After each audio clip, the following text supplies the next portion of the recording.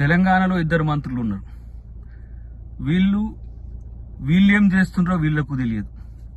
ఆంధ్రప్రదేశ్లో 2 మంత్రులు ఉన్నారు. ఒక ఆయన బీజేపీ ఆయన, ఒక ఆయన టీడీపీ ఆయన. తానా అంటే తందానా అనేది చెప్పే పరిస్థితి తప్పితే మీకు ఏముంది? మీతో ఏమి లాభం ఉంది? ఏమిరా బాలరాజు అన్నట్టున్న సంగతి మీకు అర్థమవుతుందా కనీసం?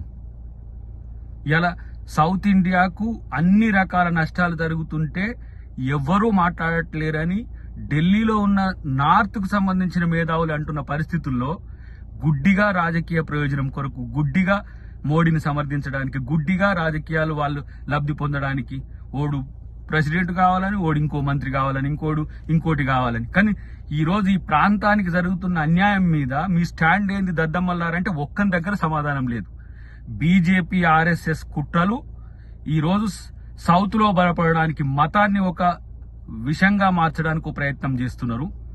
ఇలా ప్రాంతంలో విద్వేషాలను రెచ్చగొట్టడం ద్వారా ఒక ప్రయత్నం చేస్తున్నారు. దేశాన్ని విచ్ఛిన్నం చేసే విధంగా ఈ రోజు ఒక ప్రయత్నం చేస్తున్నారు.